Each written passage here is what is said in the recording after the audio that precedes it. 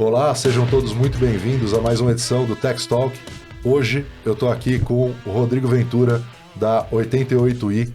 Tudo bom, Rodrigo? Maravilha, e você? Tudo ótimo. Contando um pouquinho, né? O Rodrigo, ele é um executivo internacional para o desenvolvimento de startups, produtos e serviços. Vocês vão entender que isso tudo faz bastante sentido. É CEO da 88i, seguradora digital, mentor do Instituto INSPER e sócio-diretor da KPMG Brasil. E ele estudou em Harvard, no INSPER e agora na Universidade de Nicósia, que fica no Chipre. A gente vai entender também por que dessa universidade.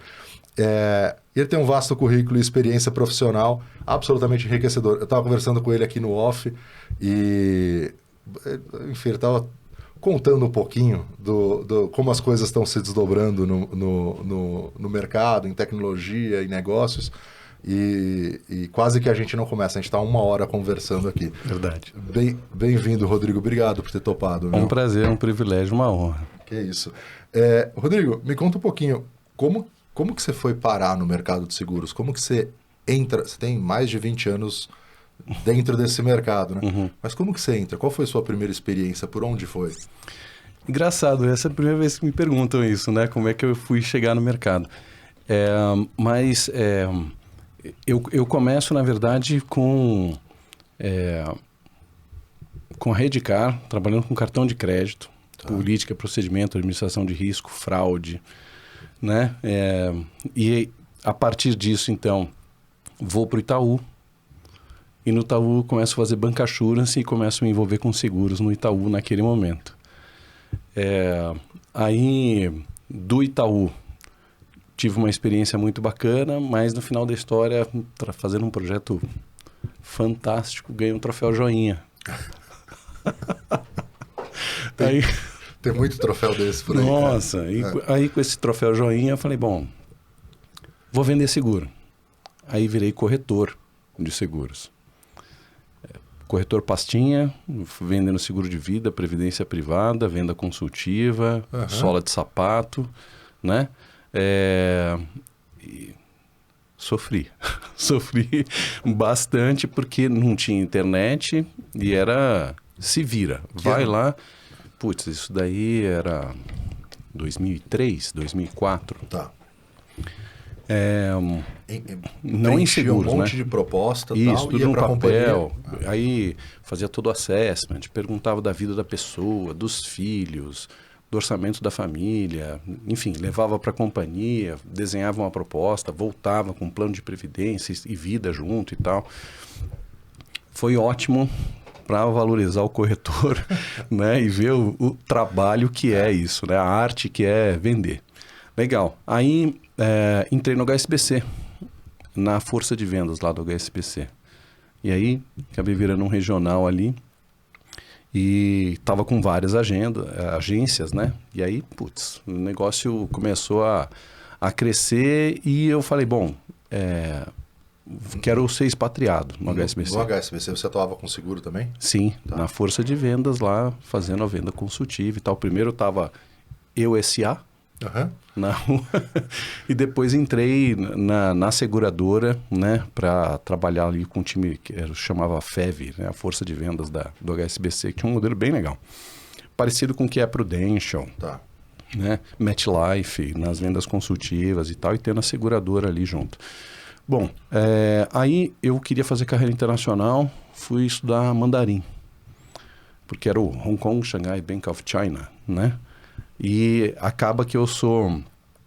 Durante muito tempo eu achei que era um banco americano. Pois é. Né? Eu acho que Só muita que gente faz essa, só que não é, né? Só que não. E aí fui contratado por uma empresa de ERP de seguros, que era a Sistran Informática. Isso foi, se não me engano, 2005, dezembro de 2005. E aí eu fui contratado como um gerente de projeto para fazer... cortar mato alto na China, né? E fazer uma empresa lá. Acabei virando country manager da operação e fiquei ali entre 2006 e 2007. E aí aprendi um monte de coisas que estavam acontecendo no mercado segurador, vendendo ERP, né, tecnologia para seguradoras lá. Era interessante porque a China estava entrando na Organização Mundial do Comércio e o sistema financeiro brasileiro, ele é uma referência mundial. Porque a gente viveu a época de hiperinflação, porque a gente teve que desenvolver, na época dos anos 80, os sistemas bancários robustos para fazer trocas interdiárias. E aí a gente desenvolve overnight para remunerar o capital. Então a gente teve que se adaptar a um cenário de hiperinflação e, por conta disso, melhorar os sistemas bancários aqui. Não é à toa que os bancos estão 10 anos na frente de toda a indústria de seguros em termos de tecnologia.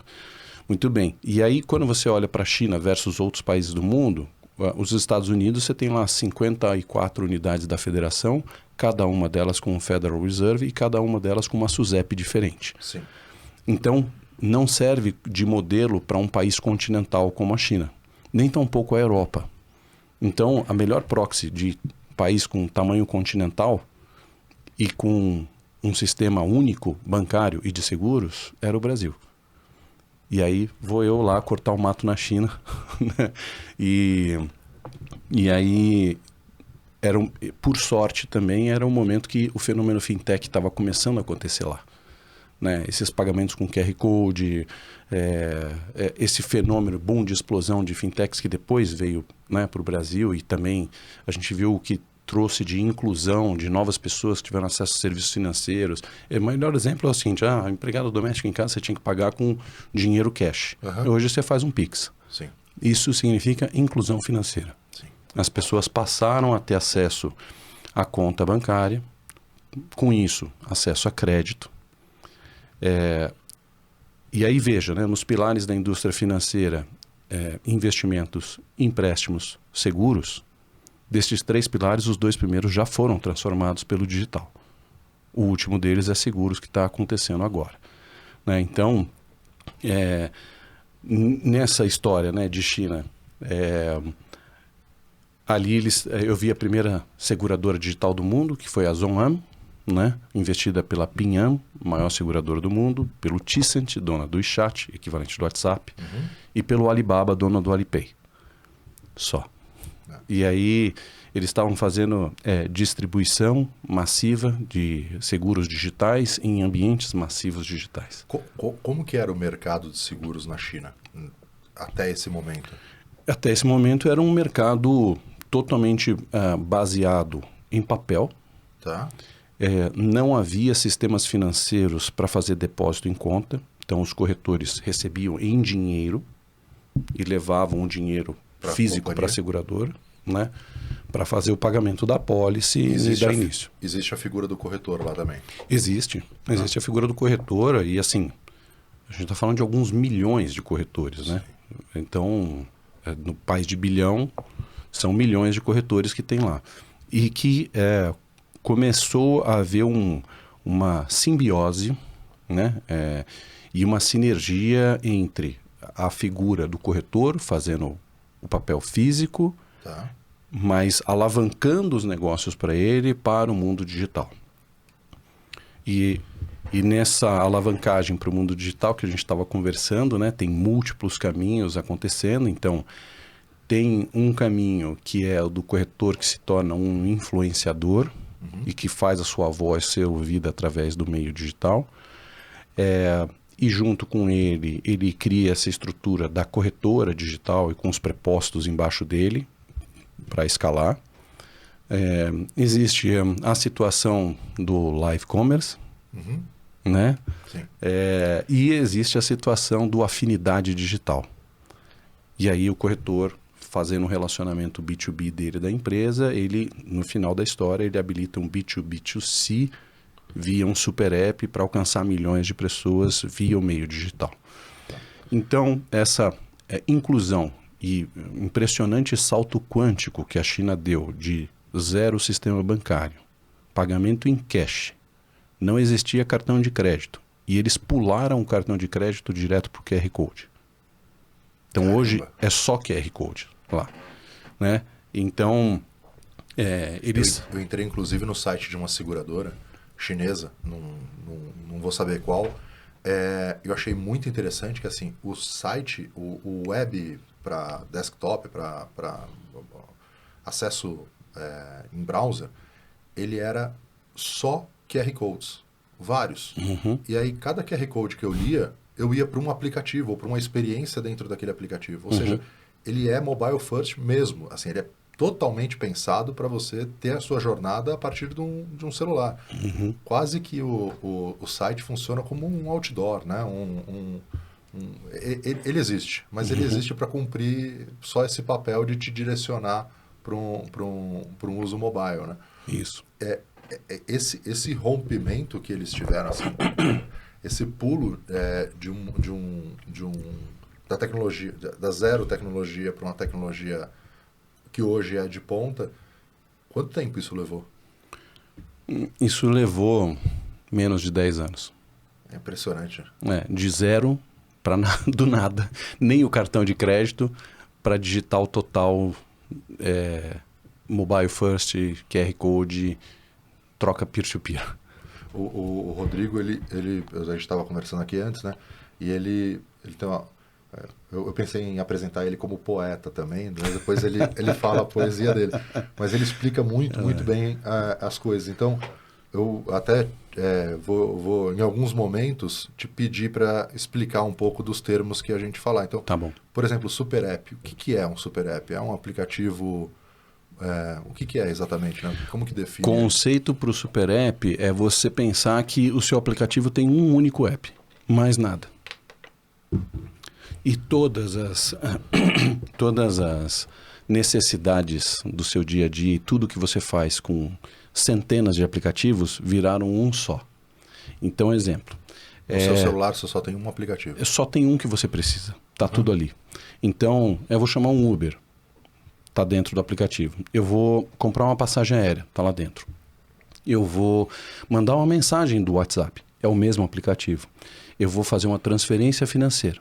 É o mesmo aplicativo. Eu vou comprar um imóvel, tá no mesmo aplicativo. Eu vou procurar uma pessoa para sair hoje à noite no Tinder, é o mesmo aplicativo. Eu vou buscar um Airbnb, é o mesmo aplicativo. Não sai dele para nada. Esse é o Super App. E aí não existe proxy disso no Brasil, mas e nem no Ocidente não existe um Super App. Mas existe uma corrida por se tornar um Super App e você vê cada vez mais os aplicativos agregando mais produtos, serviços. Exemplo, um aplicativo de mobilidade que vira um aplicativo de delivery, Uber Eats. Um aplicativo de delivery que vira um aplicativo de e-commerce, Rappi. Um aplicativo de e-commerce que vira uma fintech, Mercado Livre. Um aplicativo de fintech que vira todas as outras coisas, porque ele entra pelas transações financeiras em tudo mais. Então, essa corrida por se tornar um super app, ela existe no Ocidente inteiro e é aquela corrida do winner takes most or takes all, né? Ou seja, o vencedor leva a maior parte ou ele leva tudo. Então, essa é a corrida por tornar um super app. Quando você combina isso com a transformação do mercado financeiro pelos 3 pilares, investimentos, empréstimos, que já se tornaram digital, e o terceiro e último deles, seguros, é inexorável que esses diversos aplicativos terão ofertas de seguros embarcadas nas suas jornadas, no consumo do que você tem ali, de acordo com o episódio que você vive de consumo de cada tipo de aplicativo. Sim. Vamos entrar então na 88. Primeiro, por que 88? É de comer ou passar no cabelo, o que é isso, né? Então, assim, eu posso contar uma história de 3 dias para você, mas na história curta é assim, claro, tem influência da China, né? Então, o número 8, ele é um número que está ligado à prosperidade, à fortuna e à segurança financeira. Então bota 2 ali. Tá aí virado 88. E tanto é assim que a segurança financeira tem tudo a ver com seguros, sim, né? Sim. Porque é o que protege as pessoas, muitas vezes, por exemplo, a gente vê todo ano tem aquele chuva, deslizamento, a pessoa que já não tinha nada perde a casa, ela é dragada para a miséria. E o seguro traz essa segurança financeira de trazer, pelo menos, não do lado emocional, mas do lado financeiro, o stop loss. Ou seja, daqui você está protegido e você não é arrastado pela miséria porque você estava protegido pelo seguro. Então tem um efeito muito grande na prosperidade, o fato de você ter proteção, porque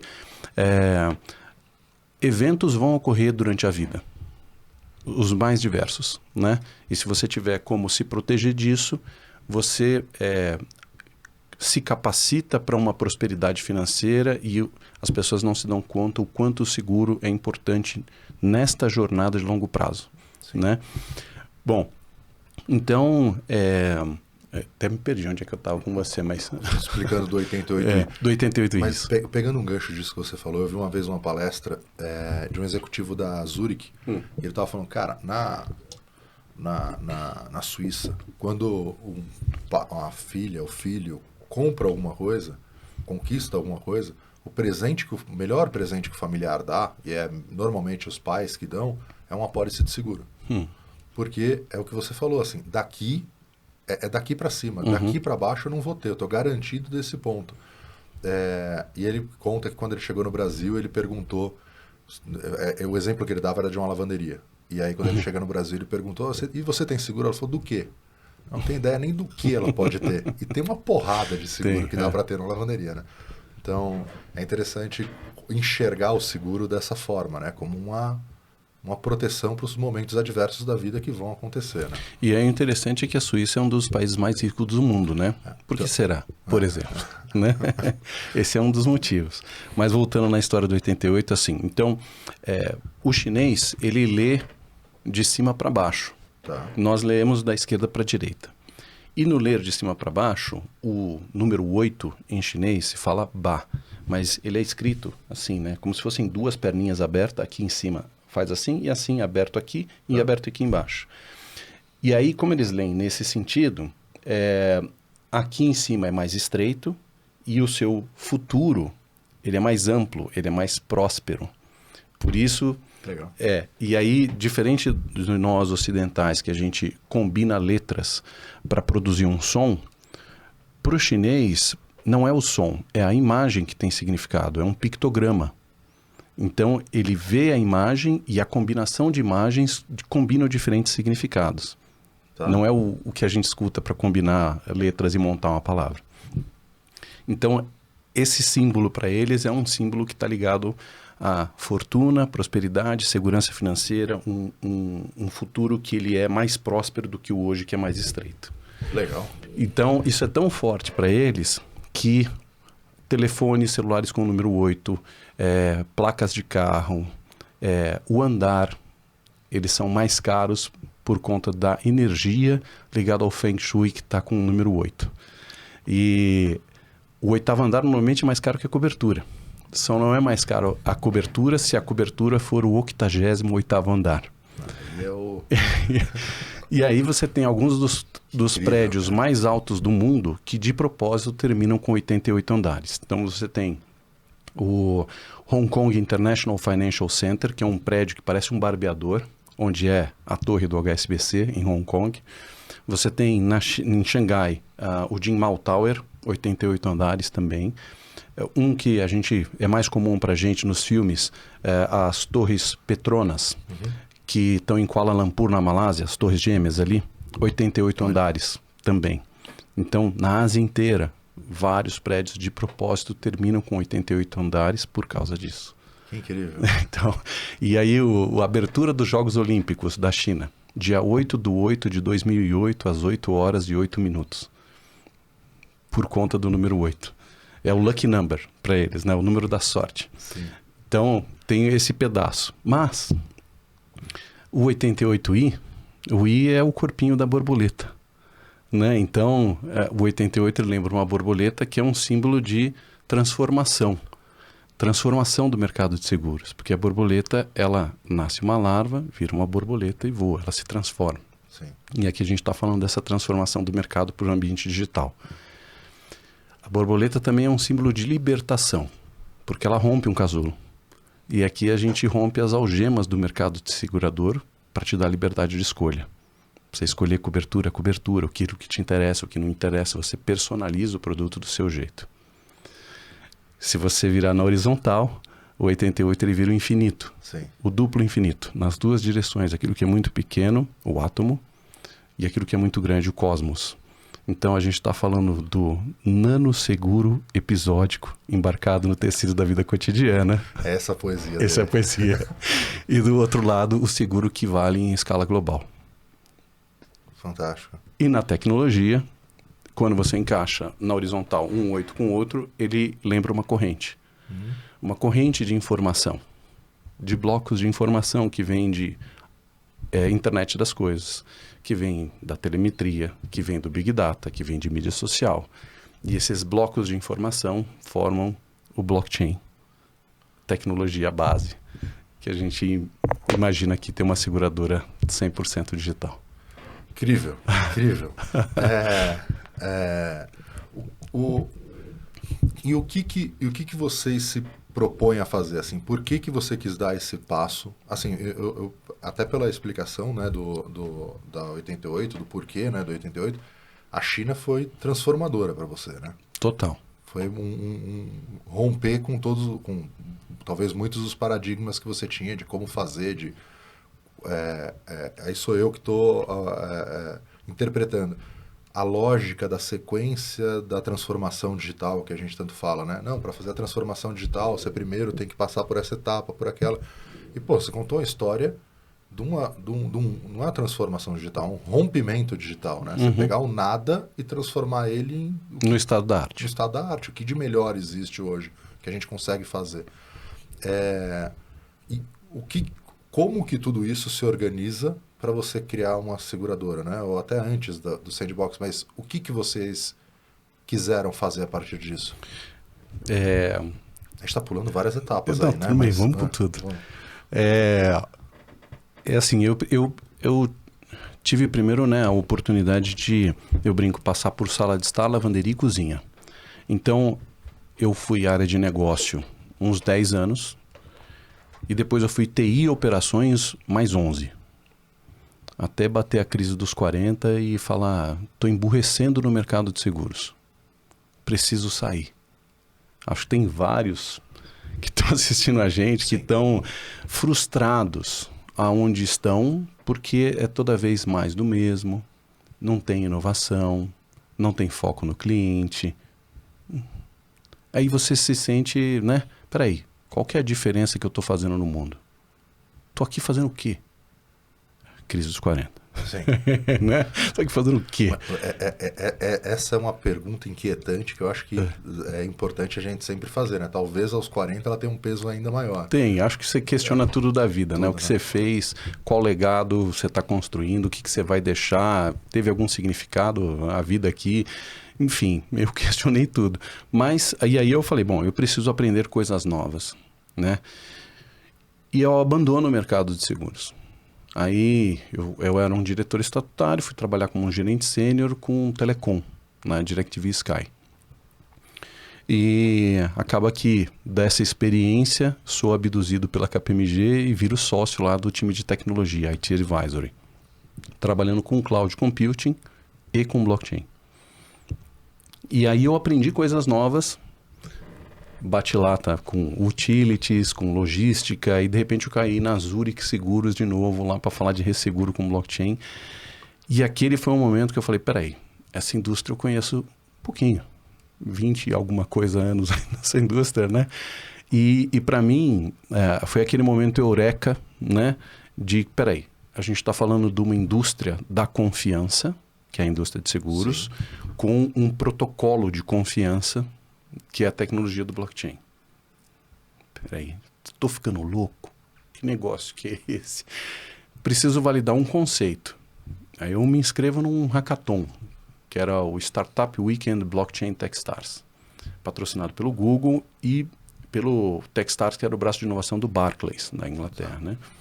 E tinha uma corretora também, que era a Foxbit, que na época era a primeira do ranking em criptomoeda no país e tal. Bombando. E aí eu levei a proposta de uma seguradora em blockchain. E eu ganhei o hackathon. Aí cheguei em casa para a mulher e falei, ó, vou fazer merda. Vou voltar para o mercado de seguros. Eu vou empreender vou apostar a carreira e a segurança financeira da família junto. Tamo junto? E minha mulher falou, prefiro você feliz fazendo o que você acredita do que sentado aí na cadeira, frustrado, sem estar feliz com o que você está fazendo. Vamos junto. Foda. Porra, vamos. Aí começa em 2017, sem CNPJ, sem nada. E aí, quando chega em fevereiro de 18, a gente é selecionado pela Unicef no Innovation Fund, como uma startup de blockchain com capacidade de trazer impacto social em escala global. E aí, peraí, preciso de um CNPJ agora. Aí a gente corre para abrir o CNPJ da companhia que nem tinha. Para receber o prêmio eu preciso ter...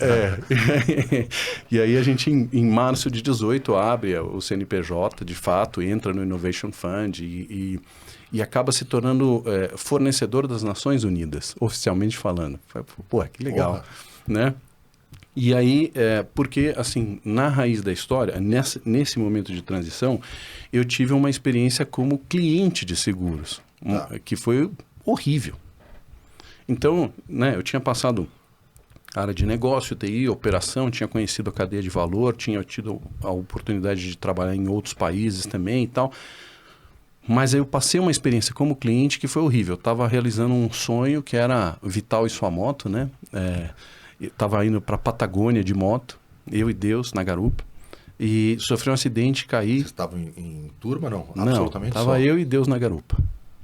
Só. Porra. Aí, e aí estava lá na Patagônia e tal, sofri um acidente e quebrei 3 costelas, apaguei, fui parar no hospital e tal. Aí nossa, graças a Deus eu tenho seguro. Porra, né?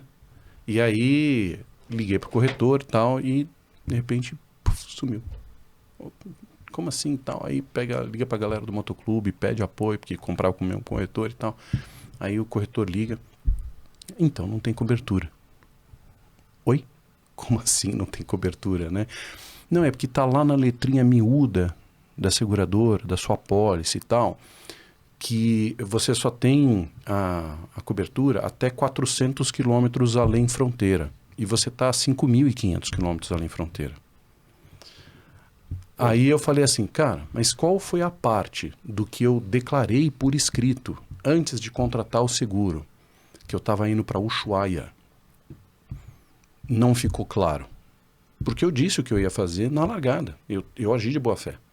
E eu comprei o seguro, eu comprei a extensão América Latina, eu comprei carta rosa, eu comprei carta verde, eu comprei tudo que vocês colocaram. Porque eu falei, eu quero ir tranquilo. E eu declarei de antemão o que eu ia fazer. Então, como assim não tem cobertura? Aí vai, estica e puxa, não sei o quê.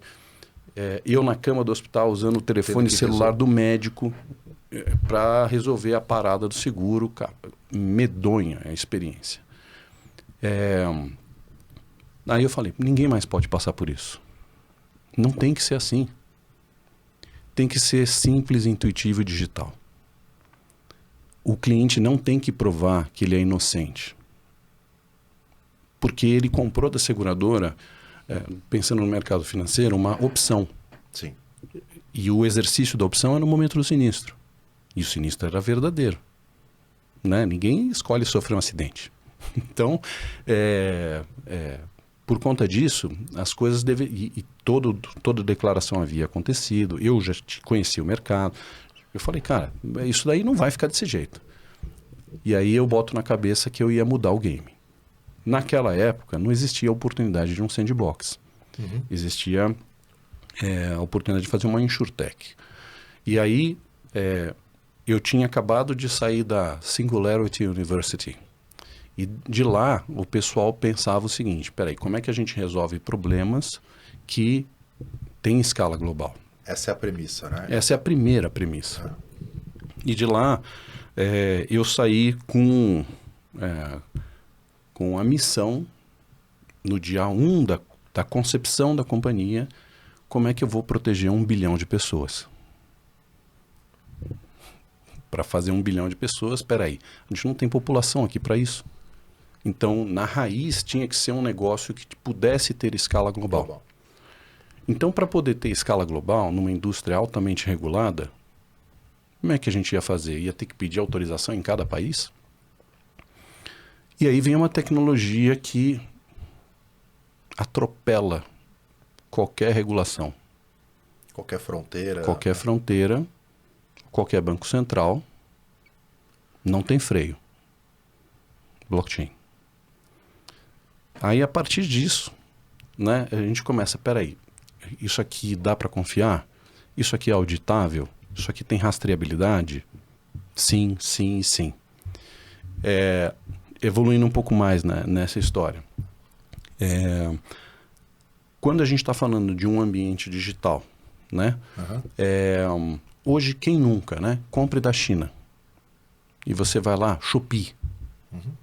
Peraí, cadê o direito do consumidor do Brasil? Cadê o Reclame Aqui? Cadê a SUSEP? Não tem. E ainda assim a promessa é entregue. A promessa é entregue porque tem lá aquelas 5 estrelinhas de reputação na internet.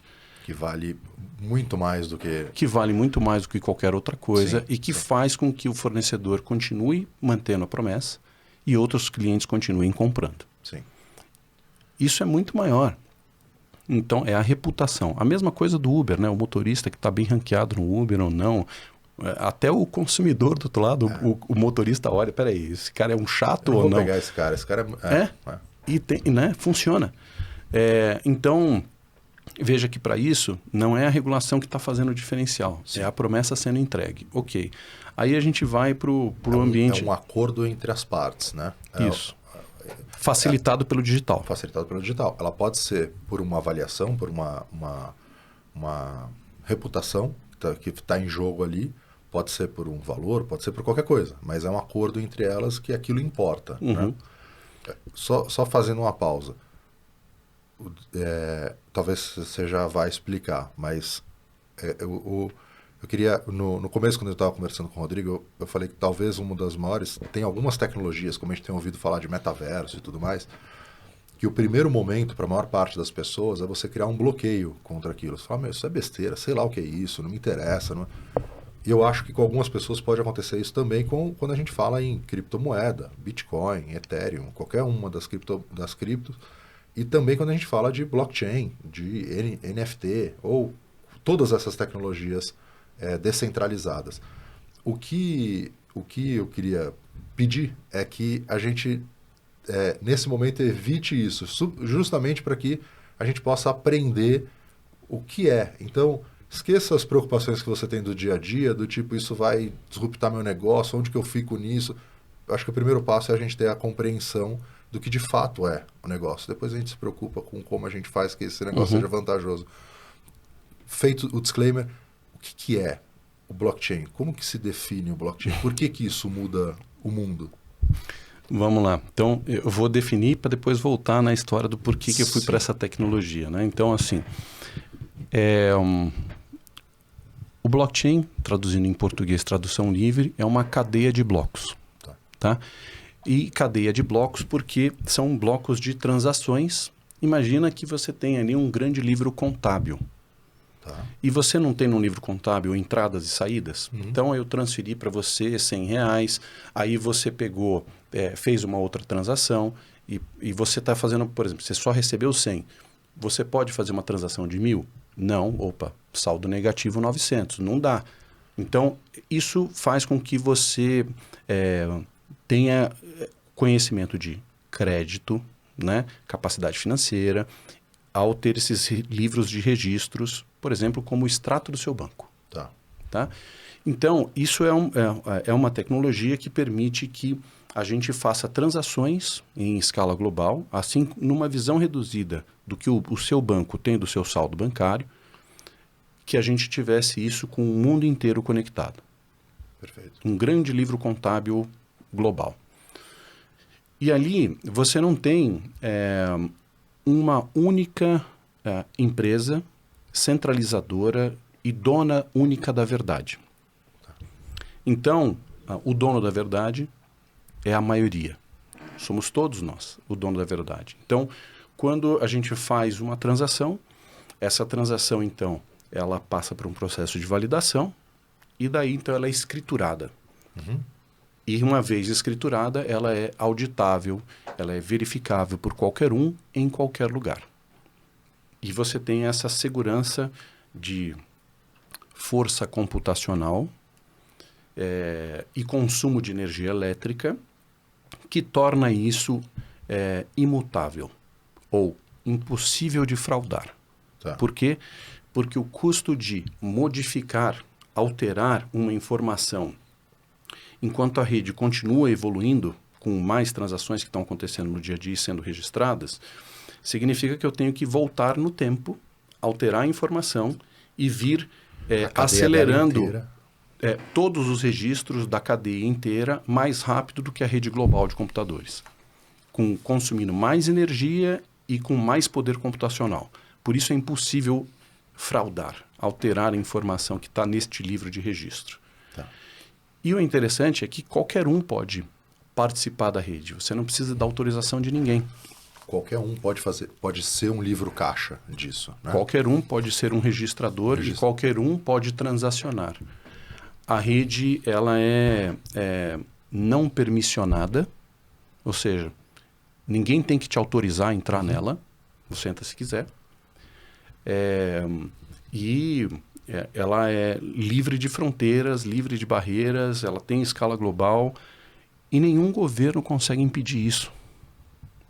Então, mudando de outra maneira, até então a gente tem uma situação de curso forçado de moeda. Tá. E aí, quando você tem um curso forçado de moeda, significa dizer o seguinte: na sua conta, imagina que você é um argentino. Você só pode ter pesos argentinos. Sim. Ou, se você estiver na Venezuela, pesos bolivarianos. Ou no Brasil, real. Por que eu tenho que manter real no meu bolso? Quando você olha para as diversas moedas e a desvalorização dessas moedas, a corrosão do poder de compra delas, né, ela está relacionada, por exemplo, como as formas que os governos têm de se autofinanciar imprimindo mais moeda. Né? Eu tenho uma dívida pública, eu tenho que pagar a dívida, eu não tenho dinheiro, ele imprime e paga. Só que quando ele joga esse dinheiro na economia, imagina que você tem um de 100 e agora o governo imprimiu 900. Agora você tem um de 1000. Seu dinheiro vale 10 vezes menos. Essa é a corrosão do poder de compra e por isso que as coisas ficam cada vez mais caras. Quando você olha moedas diferentes e compara o dólar com o real brasileiro, o real brasileiro perde valor 4 vezes mais rápido do que o dólar.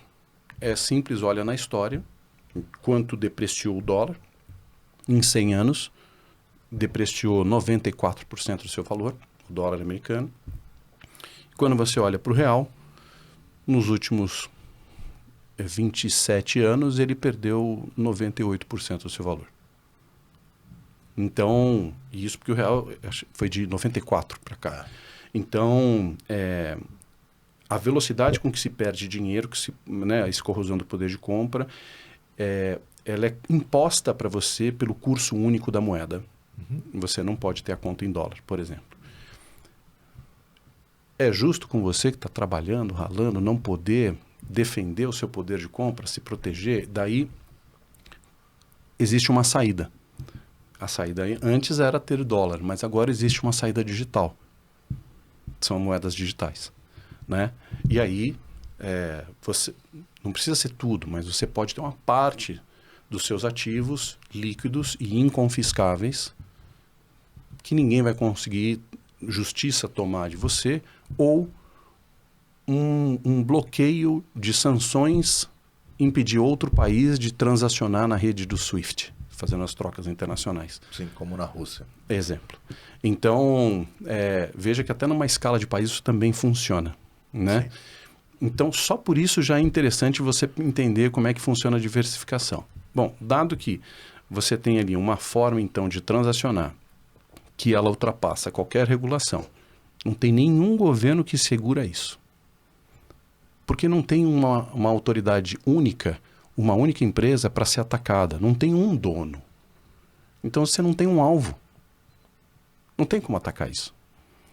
E está pulverizado. Toda vez que se tenta bloquear mineração, qualquer coisa desse tipo, as redes se deslocam, China bloqueou, etc. E não existe shutdown. Claro que existe muita volatilidade porque você tem uma situação que o valor é oferta e demanda, livre mercado, e é uma tecnologia muito nova, então, portanto, ainda muito volátil. Mas disso surge essa história, peraí, então eu vou utilizar uma tecnologia para alcançar as pessoas em qualquer lugar. Tá. Ok. E hoje as apólices de seguro, elas são manuais, burocráticas, cheias de papel. E a ideia é, ok, então vou fazer uma jornada para ser simples, intuitiva e digital. E no caminho do digital, a gente está falando de apólices inteligentes de seguros, que, na minha experiência, quando eu, cliente, reclamei um sinistro e ficou toda aquela negociação e etc. e tal, para eliminar isso, significa que você muda o processo da regulação do sinistro para remover as partes conflitadas, né? A seguradora e o cliente, quem quer receber o dinheiro desta equação, para que você possa fazer a regulação desse sinistro com fontes de informação que sejam fidedignas, transparentes, sem conflito de interesse e com informação em tempo real. Tá. Ou onde está a fonte única da verdade, o oráculo de Delfos, né? Então, nesse caminho, quando a gente está falando do seguro nos super apps, tá, a gente está falando, então, de ter gatilhos de regulação do sinistro que a gente consiga pegar no aplicativo, de acordo com a informação que está lá dentro, porque você, como cliente, não altera aquela informação. E eu consigo pegar aquilo de maneira automática em tempo real. E daí, portanto, eu posso auto-executar uma apólice de seguro fazendo a indenização de maneira instantânea. Perfeito. Quando a gente está falando do super app, você tem um volume massivo de dados que estão dentro dele, dentro de um mesmo banco, né? De um mesmo universo. Então, no exemplo que você estava falando, por exemplo, se eu faço um pedido e naquele momento que o pedido está saindo da origem dele até o destino, seja me encontrar, ele pode estar coberto com um seguro, certo? Certo. Qualquer fato que acontecer naquele momento não depende da minha declaração do que aconteceu ou qualquer coisa. Ele é reconhecível que de fato aconteceu, né? Teve o evento. Agora, como que isso se daria num exemplo desse que você falou, da sua experiência da Patagônia? Como que ele seria construído isso? Diferentes linhas de seguro, linha de negócio de seguro, tem processos de regulação distintos, né? Então, eu vou procurar tangibilizar aqui com um que tem uma jornada muito clara para ficar super transparente. Vamos falar do seguro de viagem, por exemplo, né? Passagem aérea, atraso de voo. Ser bem específico, legal. Estamos saindo daqui e estamos com a vida ganha, vamos para a Europa. Aí a gente pega o Uber e fala assim, Terminal 3 do aeroporto de Guarulhos. Tá? Aí dentro do Uber, porque a gente escolheu Terminal 3 do aeroporto de Guarulhos, vem um pop-up para você, um banner, um banner no rodapé, um footer ou header, não importa, falando assim, já contratou seu seguro de viagem? Por quê? Porque o Terminal 3 do aeroporto de Guarulhos é exclusivamente viagem internacional. Sim. E porque você escolheu aquele endereço, eu já sei o que você vai fazer. Ok. Isso dentro deste canal, deste super app. Aí você estava preocupado simplesmente em chegar, porque, eu estou atrasado, tem trânsito, meu voo, alfândega, imigração e tal. Saiu da cabeça. Mas a mensagem já foi entregue. O seguro de viagem. Quando chega no Terminal 3 do aeroporto de Guarulhos, você foi lá, despachou sua mercadoria, tudo, e fez o seu check-in, passou pela imigração, passou pelo free shop, e agora você está lá sem fazer nada. Fazendo o quê? WhatsApp, Facebook, está ali na mídia social, enquanto espera. Tá. Na hora que você abriu o Facebook dentro do Terminal 3 do aeroporto de Guarulhos, por causa da sua geolocalização com aquele CEP, vem um feed para você que está relacionado àquele CEP. E aí, de novo, não foi agora no Uber, foi dentro do Facebook, falando, que legal, você está indo viajar. Sabia que, de acordo com o Tratado de Schengen, o seguro de viagem ele é obrigatório? Se você não contratar o seguro, você pode ser deportado.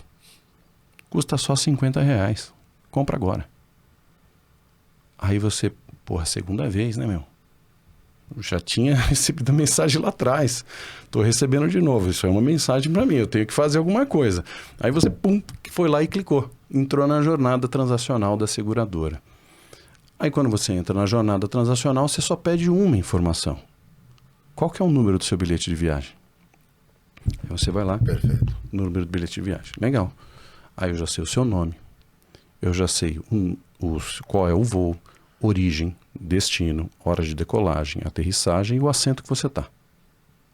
Com uma informação. E aí, você vai fazer o pagamento, Touch ID. Já está os dados, já foi a experiência seamless, ou seja, super transparente. Foi, comprou. Jornadinha miojo. Na hora que você comprou, aí a sua apólice inteligente de seguro, lembra, ela é uma apólice programável, ela não é um papel. Você pode até receber o PDF dela no seu e-mail. Ela pode estar dentro do seu, ela pode estar dentro do aplicativo que você comprou, como o seu histórico de viagens do Uber ali dentro, para manter todo o histórico e tal, atendendo as normas SUSEP, beleza. E aí, na hora do voo, essa apólice inteligente, ela está programada para consultar o oráculo de Delfos, a fonte única da informação e da verdade. Então, lembrando, tem que ser uma fonte fidedigna, transparente, sem conflito de interesse e com informação em tempo real. Então não pode ser a seguradora, não pode ser o cliente, não pode ser o corretor, não pode ser a agência de turismo e nem a companhia aérea. Com quem que eu vou buscar informação? Infraero.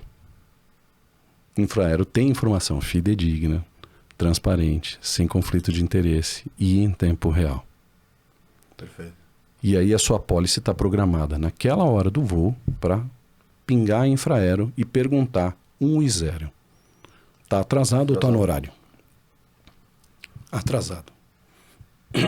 Atrasado é evento de sinistro. Evento de sinistro, eu volto para você em tempo real e falo, que chato seu voo atrasou. Mas nós temos uma notícia boa para você. Tem aqui um QR Code e até R$50 a sua refeição está paga. Pix. Em tempo real, qualquer lugar. Não, você não abriu o sinistro, você não... Não, você recebeu ele em tempo real, você nem sabia que o voo atrasou. Quanto muda o game isso? Uma vez, só uma vez, que você provar um negócio desse, nunca mais você volta atrás. Sem dúvida. Muda a indústria. E aí você tem um outro negócio que é o seguinte, atrasou mais 2 horas, 3 horas. Segundo evento de sinistro. De novo. Tá aqui. Outra mensagem, olha, realmente atrasou de novo, tal. Mas você tem direito a uma hospedagem. Então aqui os hotéis geolocalizados na tua região, você pode escolher qualquer um deles.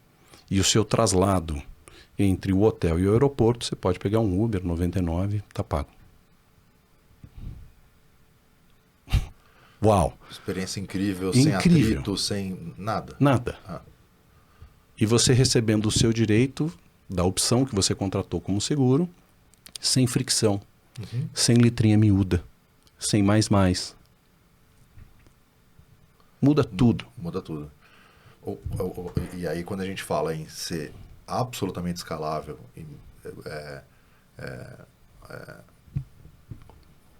atingindo um público globalmente e tudo mais, é absolutamente viável, porque eu não estou mais falando quanto me custou para vender essa apólice. A jornada dela inteira foi construída de forma, se tivesse só você dentro desse saguão ou 1 milhão de pessoas, não mudaria absolutamente nada, né? Os pop-ups apareceriam para todas elas, alguns voos não atrasariam e voariam normal, enfim, a gente consegue realmente aumentar o universo de penetração do seguro e não ficar nessas disputas de ver quem já tem seguro, quem não tem, e essa jornada de vender o seguro ser muito caro. Qual que é o produto que hoje, aí pensando em Sandbox, qual produto que hoje a 88i oferece no mercado? Qual que é esse primeiro produto pelo Sandbox? Legal. Então, assim, quando a gente começou com telefone celular, com seguro de carteira digital para golpe de Pix. Isso mesmo antes do Sandbox? Não, a gente tinha começado com o celular. Tá. No Sandbox, virando seguradora, aí a gente trouxe o carteira digital para golpe de Pix. Legal. Que é bem bacana. A gente trouxe o acidentes pessoais. E esses são produtos que a gente tem no B2C, que o cliente pode entrar na jornada e comprar direto no site, por exemplo. Mas eu acho que onde está a cerejinha do bolo está nos produtos intermitentes que ligam e desligam em tempo real. Tá. E esse é um caminho que a gente começou pelo B2B com empresas de e-commerce e delivery. Então, ali a gente tem um seguro de acidentes pessoais para o entregador, né, cobrindo morte, invalidez e tal. E a gente tem um seguro da mercadoria, que é furto, roubo da mercadoria e o dano no traslado dela, na última milha. Então a gente fala que é a primeira milha, a última milha e a logística reversa quando o cliente devolve, não quero mais, direito de arrependimento, tal. Então, nesses momentos, são momentos que as mercadorias estão pulverizadas, superfracionadas, e elas não se encaixam no seguro de transporte tradicional, responsabilidade civil de carga.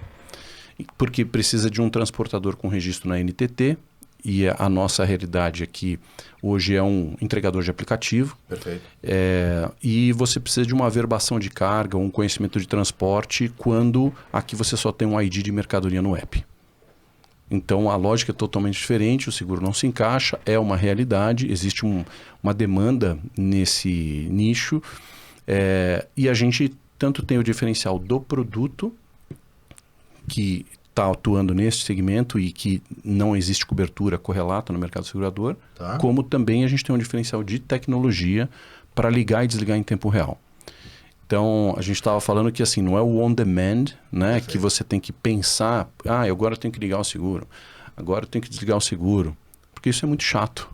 Ninguém quer pensar em seguro. E dá para errar, né? Dá para esquecer. Eu posso esquecer. Entendeu? Consumir seus créditos e tal. Então, não é boa a experiência. Sim. E aí a gente fica pensando o seguinte, o que faz diferença para o consumidor e para o cliente, né? Faz diferença a facilidade e a conveniência. Então, facilidade e conveniência vem de tudo em qualquer lugar. Sim. Né? Me faz a experiência ser até mais caro porque a experiência é boa e eu me disponho a pagar mais porque a experiência é muito melhor. Sim. Então, aqui você dá acesso aos seus dados e a gente dá para você acesso à proteção em tempo real. Just in time. Então, neste exemplo que a gente está, pequeno exemplo que a gente está fazendo, quando um entregador aceitou fazer uma entrega e ele pegou uma mercadoria, tem início o seguro. Tá. E quando ele entregou a mercadoria, terminou o seguro em tempo real. Então, veja que são 2 bilhetes que são simultaneamente emitidos na mesma jornada. Um nominal ao entregador, protegendo ele no ato da entrega, que inclusive é objeto de lei, e exclusivamente durante o período da viagem, porque ele pode fazer uma viagem com um aplicativo, terminou, ele usa outro aplicativo para fazer outra viagem. Então ele é também um trabalhador intermitente nessa gig economy. E um outro bilhete que é feito para a empresa, protegendo o conteúdo da carga que está em posse de um terceiro que não tem nenhum registro de ANTT, trabalhista, nenhum vínculo, absolutamente nada. Mas é uma realidade da economia digital. Então aqui a gente veja que são 2 simultaneamente em um episódio de consumo de delivery e ou de e-commerce. Né? E aí volta lá a história do nanoseguro episódico, né? Just in time. Apenas de um dos exemplos possíveis que, né, a gente vai evoluindo. Sim. O que a gente brincou, né, que era poesia aqui no começo, é exatamente isso, assim, de como você pensa o seguro a partir da experiência do usuário, né? A partir da realidade, né? Porque do seu consumo do dia a dia, das escolhas que você faz em cada aplicativo que usa. Porque o modelo posto em várias coisas, em vários mercados tá bom, então meu time técnico vai entender, vamos desenhar um produto. Meu time técnico vai entender os riscos, vai modelar, vai falar que ele é para aquilo, que ele é para aquilo. Óbvio que tem um input de realidade naquele primeiro momento, mas a realidade continua se desdobrando e não necessariamente esse produto vai acompanhar essa mesma velocidade, né? Você fala uma frase que é bem emblemática, né? Que é isso que a gente brincou de poesia. Como que é ela? Vamos lá, eu estou falando do nanoseguro episódico, just in time, embarcado no tecido da vida cotidiana. Tecido da vida cotidiana. Lindo. Lindo. e é isso, né? É um seguro... Nano porque ele é por minuto, por quilômetro. Ele é por uma fração muito pequena do tempo. Episódico porque ele está ligado ao episódio de consumo seu no seu telefone. Cada aplicativo diferente que você consome, uma coisa é um delivery, outra é uma mobilidade, sair do ponto A para B, a outra é uma transação numa fintech. Cada um deles é um episódio de consumo diferente e, portanto, um objeto de proteção diferente. Exemplo, na mobilidade, o acidente pessoal, você pode ter. No exemplo de um e-commerce delivery, a entrega da mercadoria. No exemplo de uma fintech, uma transação de Pix. Então, a ideia é que você consiga comutar entre diferentes linhas de negócio de seguros, exclusivamente no momento que você precisa, sem que você precise fazer nada, trazendo para você uma proteção universal. Eu tenho um plano de assinatura e com isso eu estou protegido. Eu não preciso contratar só esse seguro, só aquele, ou eu tenho que ter o seguro, a pólice anual. Mas por que eu tenho que ter uma pólice anual se o meu carro está na garagem? Eu não uso. Por que eu tenho que pagar mais? Eu estou disposto a pagar um preço maior, premium, mas no momento que eu vou utilizar. No final da história eu economizo, porque eu não preciso pagar tudo do ano inteiro. Sim. Né? Sim. E no final a gente tem também a possibilidade de estar muito mais protegido com diferentes linhas de coberturas daquilo que eu consumo do que eu ter que contratar individualmente todos estes seguros por um período de tempo que não é do meu interesse. Perfeito. E aí, por isso ele é o just in time, né? O episódio que explicamos. O just in time significa que você me dá o acesso e eu ligo e desligo para você o seguro em tempo real. Sim. Né? E embarcado no tecido da vida cotidiana, porque eu gostaria, por exemplo, de a cada experiência que eu contrato, exemplo, vou alugar um carro, que naquele dia que eu aluguei o carro já tivesse o seguro do aluguel do carro. Ou eu vou contratar um Airbnb e que se acontecer alguma coisa no imóvel, eu também estou tranquilo, não preciso me preocupar. E aí o seguro está embarcado em cada uma dessas várias experiências que eu estou consumindo. O Super App, assim, a jornada que você descreveu do aplicativo, do motorista, do motoboy que leva a carga e tal, ela já é realidade. Já. Agora, para essa experiência profunda de, por exemplo, eu paguei o carro com cartão, aí já aparece e eu contratei X de quilometragem, então ele já coloca, por exemplo, sei lá, se você na Patagônia tivesse alugado a moto aqui em São Paulo, com destino à Patagônia, já teria a pólice da motocicleta, dos seus acidentes, da saúde, de qualquer outra coisa que a gente possa imaginar com isso. Para isso, é mandatário um Super App? Ou os Opens suprem por ter essa troca da informação, né, supririam essa necessidade de você fluir o dado entre o a sua pergunta é ótima. Então, assim, quando eu comecei não existia, né, essa situação do Open que a gente tem hoje. E tampouco existe no Ocidente um Super App, né, como o da China. Existe uma corrida para. Ok. Então, o que a gente imaginou foi assim, através desses ecossistemas massivos digitais, de aplicativos que estão na corrida pelo Super App, a gente começa uma abordagem de afinidade digital. Então, evolução daquele que é o varejo, a Casa Bahia, Ponto Frio, na loja física vendendo seguro, e que é um fenômeno, e evoluindo isso para uma experiência digital, nesses canais de afinidade. Ok. Daí, por ser no ambiente digital, claro, você tem acesso aos dados e a facilidade da contratação da jornadinha miojo. 3 minutinhos, sai com a pólice ali. E através desses dados, porque uma coisa é você usar a força bruta no marketing digital, pagar Facebook, Instagram, Google Ads, para abrir a boca do funil e trazer. A outra abordagem é essa do afinidade, que aí dentro dela, o que a gente está começando aqui, no comecinho dessa jornada, é fazer um B2B para, no B2B, ter uma redução de custo de aquisição de clientes, trazer base, para num outro passo fazer um B2B2C, alcançando os clientes dessas bases massivas já operando com a gente, entendeu? Sim. E aí a gente consegue chegar no consumidor final e provocar esta revolução, porque desta maneira eu já tenho como fazer a validação destas informações no aplicativo primeiro, para poder oferecer esta conveniência para você como cliente final. Então, eu já tenho acesso aqui, então, portanto, eu consigo fazer aquele liga e desliga, eu consigo fazer processo de regulação de sinistro e assim por diante. Muito do que a gente conversa aqui, ele é centrado nessa experiência do cliente, né? É interessante. Primeiro. Porque, na maior parte das vezes, o seguro, a gente pensa em backstage, né? A gente pensa na precificação, na regulação, não sei o quê, e aqui você está falando, tá bom, deixa eu olhar só para a jornada e depois eu descubro como que o back-office vai fazer para administrar aquilo, para organizar aquilo.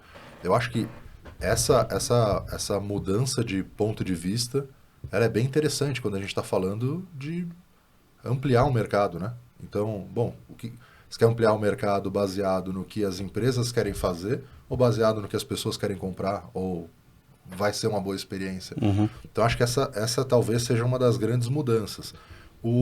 Mas não tinha respondido o Open ainda, que você me perguntou. Então, vamos no Open. Então, assim, o Open é bem interessante. Então, assim, a gente está falando de incluir, né, as pessoas, de proteger todas as pessoas, aquilo que elas amam e se importam. Sim. Então, e estamos falando de fazer isso de maneira simples, intuitiva e digital. E aí, a gente tem, por exemplo, né, a SUSEP declarando que quer dobrar o tamanho do mercado de seguros, de 3,2% do PIB para 7% do PIB. Então, a gente não está falando de uma abordagem de rouba-monte. Perfeito. Né, de sair de uma seguradora e tombar para outra a mesma massa do cliente AAA que compra na consultoria com o corretor. Não, a gente está falando de trazer pessoas que nunca tiveram seguros na vida, né? Então, no exemplo do motoboy, esse cara está totalmente exposto. Sim. Ele está totalmente à margem, ele não vai se aposentar, ele não tem plano de saúde, não tem nada. Eu comentei num episódio aqui, quando eu entrei no mercado de seguros, talvez São Paulo estava tendo esse boom de motoboy, né? O trânsito muito difícil e tal. E eu conversei com a seguradora falando, por que a gente não cria um produto, né? Olha a quantidade de motoboy e tal. Falando, não, mas é porque pro pessoal, preço, a gente consegue precificar a possibilidade dessa pessoa sofrer um acidente. Nesse caso, ela vai sofrer um acidente. Então, não tem produto. Não tinha seguro para motocicleta abaixo de, não me lembro na época, mas 600, 800 cilindradas. Então, é isso, né? São pessoas que não é que não estavam sendo ofertadas, não é pessoas que não queriam consumir, é pessoas que não tinham produto para consumir, né? Elas não... Nem tinham produto, nem tinham acesso e nem tampouco a informação. Sim. Então, porque tem aquilo que não é visto, não é lembrado, não é guardado no coração, então você nunca vai comprar um negócio que você nem sabe que existe. E aí o digital tem um papel fundamental nessa transformação, porque através do seu telefone, do digital, a gente tem alcance, a gente consegue chegar nas pessoas. Sim. E se a proteção estiver embarcada naquilo que você consome, no seu dia a dia, no ambiente digital, ela fica simples e intuitiva, né? Então, a gente está falando de mais do que dobrar o tamanho do mercado, de 3,2% para 7% do PIB, e isso é factível. Nesse caminho, a gente tem uma agenda do Ministério da Economia, provocando uma transformação profunda em toda a economia brasileira.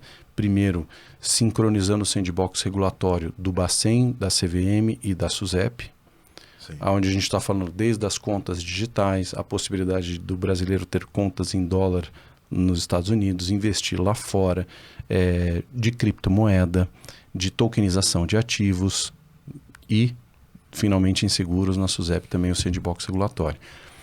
Somado a isso, a gente tem a evolução que é o SRO, né, para fazer a securitização de ativos no sistema de registro de operações, dando a possibilidade de carteiras de seguros serem oferecidas ao mercado e com isso reduzindo o custo de capital, como se fosse uma ação na bolsa. E a gente tem o Open, que eu dei essa volta para chegar no teu Open, que é o seguinte, aí você tem o Open Banking com Open Insurance para alavancar Open Finance, né? Finanças abertas. Junto com isso, existem já discussões falando de Open Delivery e de Open Health para a saúde, né? Então, quando você combina a possibilidade do cliente autorizar o acesso às informações dele, das instituições do qual ele já se relaciona, que ele transaciona e que existe dados dentro do mercado, traz uma outra possibilidade, além dos super apps, desses aplicativos, de você conceder, então, esse acesso às suas informações que já estão no ambiente digital e que, né, by the way, é o seguinte, tem muita instituição que fala, não, o dado é meu. Não, o dado não é seu, o dado é do cliente. Perfeito. E tem uma diferença muito grande nisso, né? Quando você fala, o dado é do cliente. E ele, dono da informação, pode autorizar ou não qualquer um consultar, desde que aquilo convenha para ele numa comparação de preço ou numa oferta de serviço. Mas esses dados trazem a possibilidade de uma inovação na criação de produtos, na criação nas formas de oferta, nos períodos de vigência, nas jornadas do cliente. Então, quando você traz o cliente para o centro e você pensa o que seria interessante, né, para aquele cliente, e a gente olha, né, eu falei para você aqui da indústria financeira, investimentos e empréstimos foram transformados pelo digital, seguros está acontecendo agora. As fintechs trouxeram inclusão financeira, pessoas que não tinham conta corrente, tem lá, agora faz um Pix para mim, começaram a criar histórico de crédito e com isso ter acesso a financiamentos, seja para um microcrédito para comprar um equipamento de trabalho e virar um microempreendedor, seja para comprar um carro, para comprar uma casa, para ter dignidade na vida, e com tudo isso vem seguro junto, para proteger todo esse crescimento, essa prosperidade que começa a acontecer. E de maneira digital também. Então, os super apps são um caminho, o Open, com certeza, é outro caminho. Essa digitalização que a gente falou, né, de influenciadores, live commerce, afinidade digital, tudo isso são alavancas de impulsionamento para o digital e para essas jornadas, e uma tomando impulso na outra para acelerar esse negócio. Sim. Gerando inclusão. Eu durante algum tempo, né, e ainda falam bastante isso, que o dado é o novo petróleo, né, que a era dos dados e tudo mais. Nessa conversa aqui com você, você acha que faz sentido subverter um pouco isso e dizer que essa era da experiência? Porque dado quase que... Primeiro, ele é quase que uma commodity. Naturalmente ele vai ser gerado, né? Pelo tipo de vida que a gente leva hoje em dia, a gente vai gerar volumes massivos de dado. Óbvio que tem um ativo, tem um valor muito grande quem consegue organizar e dar uso a eles. Mas essa decisão, ela passa a estar no consumidor. Então, se hoje você tem acesso a todo esse meu universo de dados e por qualquer problema de experiência ou porque o outro aqui está oferecendo uma experiência melhor, eu viro essa chave, acabou. Então, quem manda nisso é a experiência, ou talvez tenha outra palavra, mas é como eu me sinto e para quem eu vou virando. Tem o super... A China talvez seja diferente pelas regulações, mas tem um super app na China e o WeChat ou o Alipay dominam. Mas a partir de um movimento open, por exemplo, mesmo um entrante, né, um Nubank, que tem cara de diferente e tudo mais, se você virasse a chave para ele, pum, ele ganhou toda aquela potência que antes estava reservada a alguém. Sem o open, me parece que realmente o dado é da empresa, né, na prática. Também tem outra discussão intensa sobre isso, que é o seguinte, né? Algumas empresas, né, trazem o seguinte: mas se você fizer isso, você vai inviabilizar o meu produto e quase que numa ameaça velada eu vou tirar ele do mercado. Tá. Porque eu tive que investir na frente, custou muito caro e quase que não para de pé para mim hoje, né? Então, nessa abordagem, vira quase como se fosse um direito adquirido, né? Olha, não, eu investi tudo, então eu tenho o direito de manter o meu status quo. É verdade que investiu muito porque é o custo do pioneirismo. Sim. Quem vai na frente vai errar mais na frente, vai bater mais cabeça até conseguir chegar em modelos eficientes. Mas também tem uma outra coisa chamada Lei de Moore. E aí, onde essa capacidade de processamento e o custo da tecnologia cai pela metade a cada 2 anos. Sim. E só é possível pelo volume de adoção massiva. Então, quanto mais pessoas estiverem participando do ecossistema, desenvolvendo e ou consumindo tecnologia, muito menor é o custo desta tecnologia, né? Então, do meu ponto de vista, a possibilidade de você abrir esses dados e você permitir que inovações aconteçam, significa que para o consumidor muito melhor será, porque ele vai poder experimentar toda a sorte de produtos, de inovações, de testes que o mercado conseguir imaginar para poder servir melhor o cliente. De novo, né? Seja com combos de ofertas, seja comutando linhas de negócio de seguro de acordo com o episódio da sua vida digital, Sim. seja com períodos de vigência de apólices nano por minuto ou anual, ou outra coisa, Netflix de proteção com recorrência de eterno. Várias situações de inovação de seguro surgem a partir da possibilidade do mercado poder testar todas essas coisas com as informações que são os insumos iniciais para esta construção. Sim. De outra maneira, a gente continua na idade da pedra, né? Não podemos compartilhar a tecnologia do fogo. A gente está lá na caverna ainda. E à medida que todo mundo começa a fazer fogo, começa a surgir uma variedade de comidas diferentes.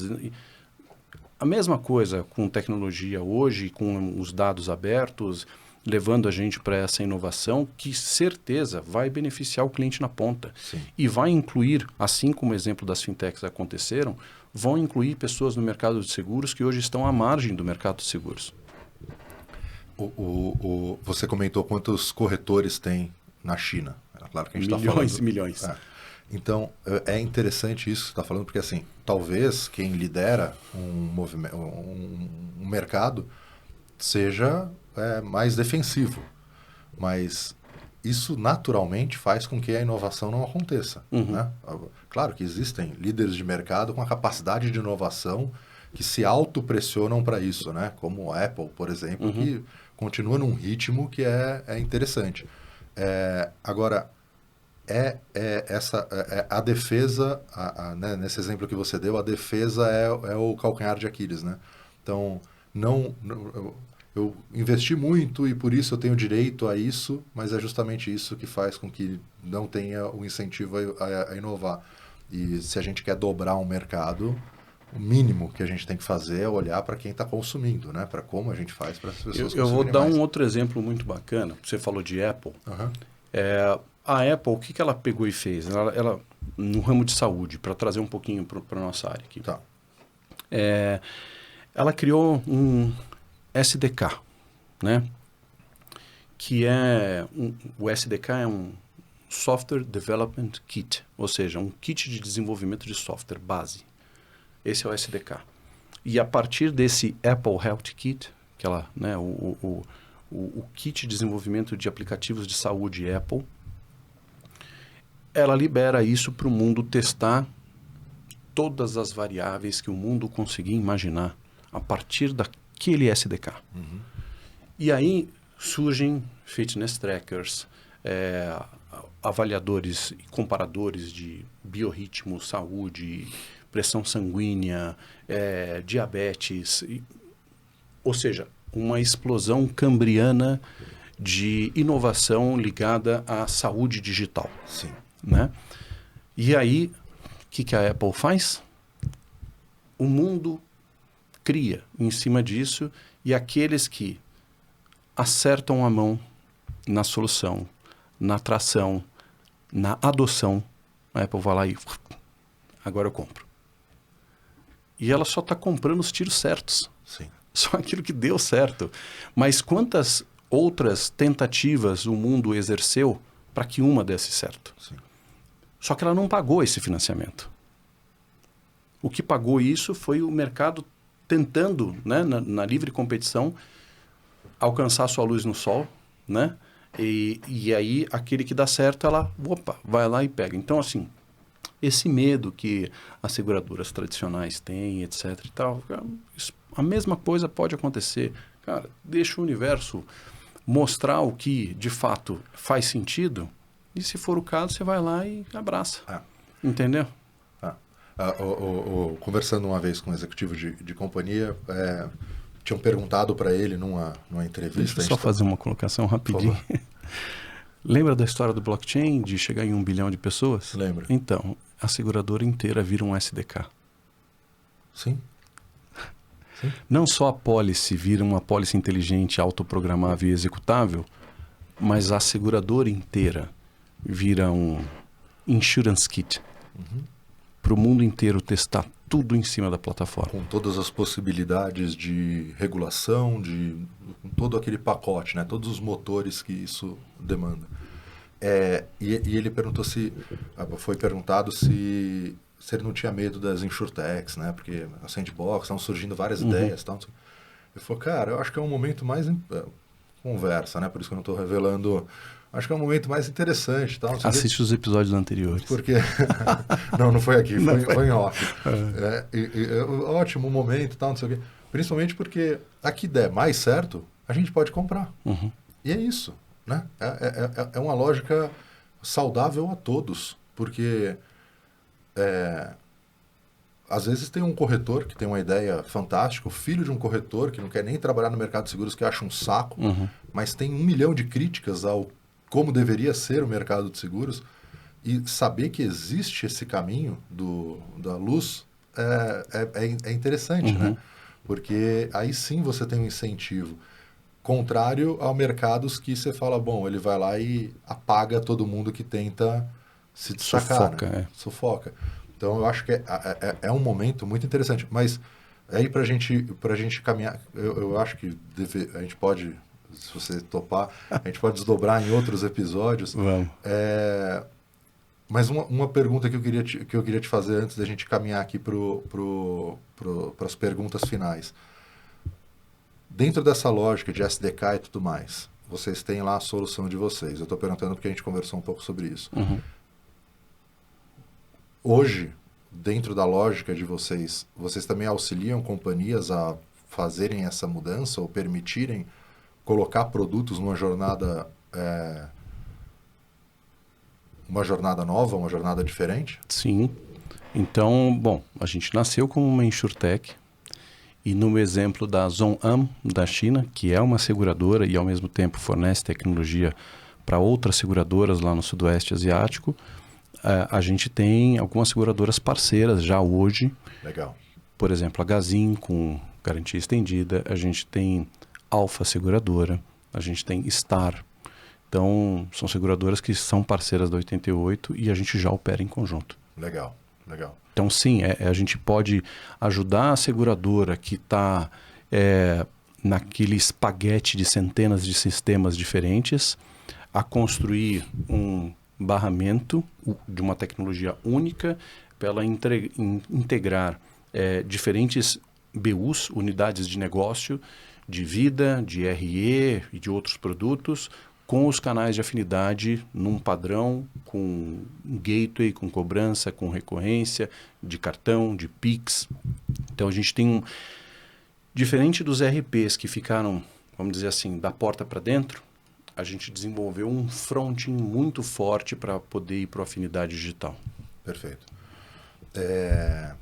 Eu tive no InsurTech Latam, né? Eu acho que você inclusive palestrou lá, não foi?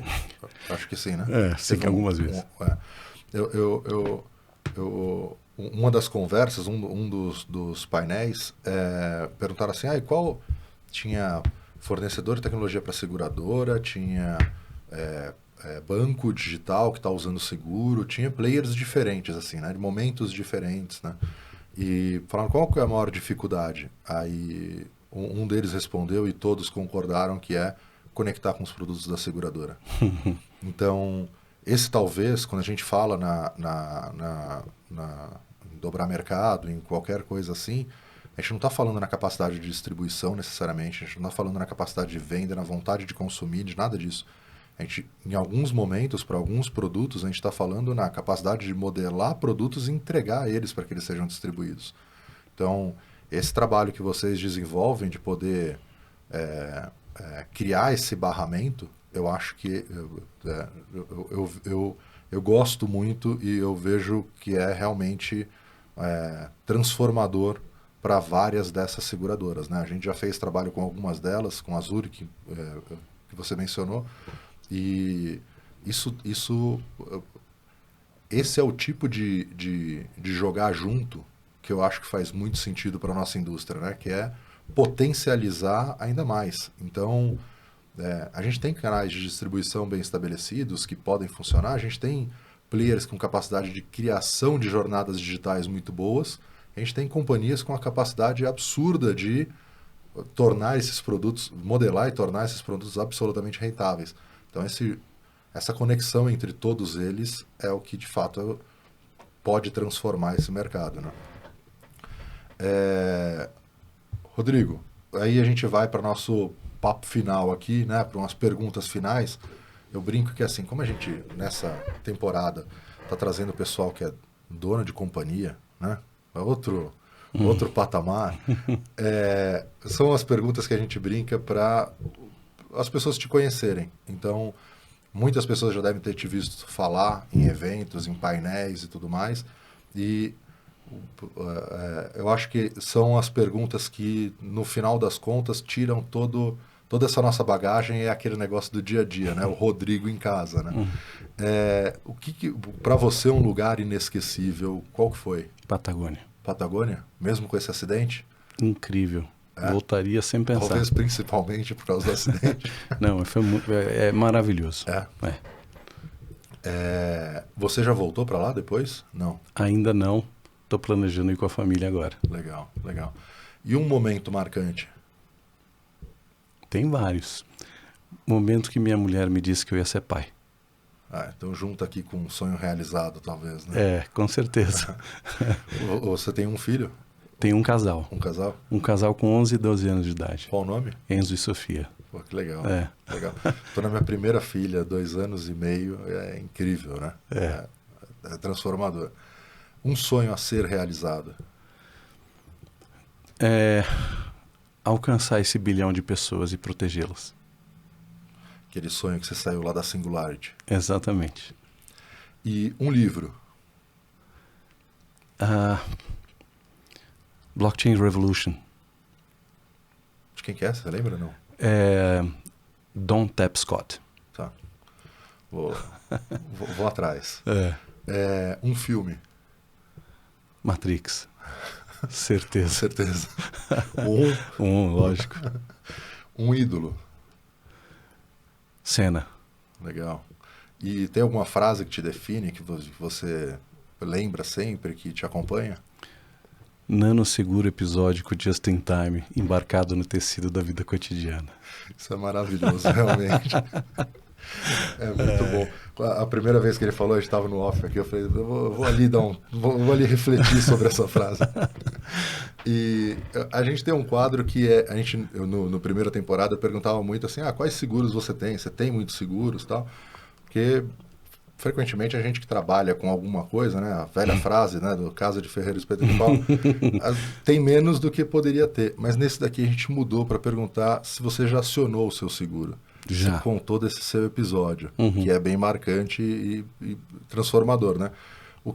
Teve algum outro episódio que eu tenho vale seguro de lembrar? vida, eu tenho seguro de residência e tal. E em residência também já acionei algumas vezes, muito mais assistência, nunca, graças a Deus, não tive nada grave, mas até porque, assim, é aquele negócio, teve um episódio de um incêndio no condomínio e pegou fogo no apartamento e tal, e aí naquele momento todo mundo, opa, peraí, preciso ter um seguro, né? Só quando você vê o outro, você vai lá e se mexe. Você vê que acaba com tudo, né? Então, mas durante muito tempo foi bem isso, né? Casa de Ferreiro, espeto de pau, eu sou o Highlander, vivo para sempre, nada vai acontecer comigo, e bate na madeira com quem falar alguma coisa, sai que você está trazendo azar. Então, é cultura, né? Um pouco da cultura.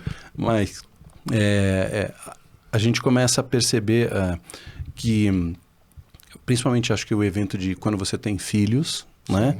Aí você, peraí, não sou só eu, né? Tem pessoas que dependem de mim aqui. E aí, como o exemplo que você trouxe da Suíça, né? Você está pensando na educação, você está pensando em se eu faltar, e como é que vai ser com a minha mulher, e como é que vai ser o financiamento do imóvel. Então, é nessa hora que você começa a se dar conta que, embora você vá viver para sempre, Highlander, né? Isso não mudou? Isso não muda, mas você, peraí, tem outras pessoas que dependem de mim e eu preciso proteger. Acho que começa ali ou, por exemplo, quando você faz aquisição de algum bem que, acho que é uma brincadeira que o pessoal sempre faz o seguinte, se der merda e você for roubado, bateu... Tudo bem para você comprar um outro amanhã e o prejuízo você aguenta financeiramente? É indiferente? Porque se não for indiferente, por exemplo, tudo bem, estou juntando dinheiro, vou comprar um carro. Compro o carro à vista, não estou comprando financiado. Agora imagina outra situação, eu estou comprando um carro financiado e sou roubado. Você vai ficar com a dívida 2 anos, 3 anos. Hoje, por exemplo, no telefone celular, ele custa o preço de uma moto. Sim. E ele é um símbolo de status. O pessoal quer ficar bonito na foto, né? Então, vai lá e gasta 10 mil reais num telefone, 13 mil reais num telefone, financiado, 18 meses, 24 meses, e tá andando no busão,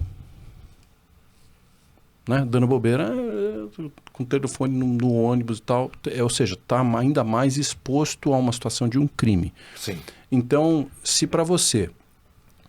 você tem um comprometimento financeiro. Se aquele objeto, por exemplo, se for furtado, se for roubado, se quebrar, se bater, for indiferente financeiramente para você, tudo bem, você não precisa do seguro. Mas se isso for trazer impacto financeiro para você, compra o seguro. Sim. Sem pensar. Sim. Compra o seguro porque é muito fácil acontecer um imprevisto e você acabar se enrolando completamente por conta de um imprevisto da vida que você poderia ter protegido antes. E tem um negócio que eu comentava na época dentro da corretora. Naquele momento que você não pode, que nada pode dar errado, que você já está meio ferrado, já aconteceu alguma coisa, é a hora que você está com a cabeça em outro planeta. É a hora que mais provavelmente pode acontecer algum problema. Então, a pessoa fala, porra, por que agora? Porque agora você está com todo aquele quadro que pode acarretar num problema, né? O nível de atenção que você estava falando sobre digitar enquanto dirige. Então, o seguro, ele é muito barato na hora que a gente imagina o momento que ele pode acontecer, né? Não é só o bem que ele vai garantir ou o evento, mas é em qual momento isso pode acontecer e o quanto isso te custaria financeiramente, de tranquilidade e tudo mais, né?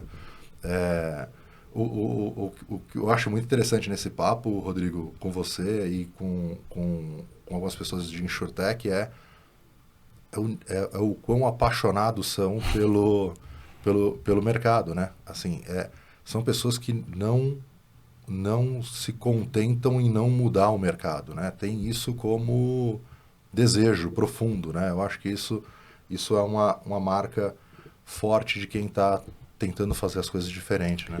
Eu lembro de um vídeo do Steve Jobs, The Crazy Ones, né? lindo, maravilhoso. Então, ele falava assim, esses que são loucos, né? Você pode zombar deles, você pode desacreditá-los, né? Você pode falar qualquer coisa, né? Mas no final da história, são esses loucos que mudam o mundo. Sim. Né? Porque acreditaram que era possível e porque não desistiram de fazer aquilo que acreditavam que era possível e fizeram o impossível ser realidade. Então, hashtag tamo junto.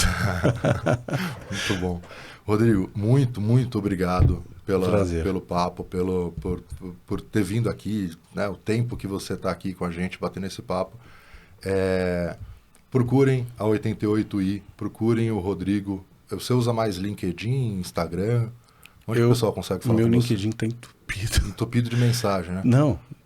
30 mil conexões e o LinkedIn não me deixa aceitar mais nada. Ah, é? Sério. Então, mas a principal mídia que eu uso é o LinkedIn, né?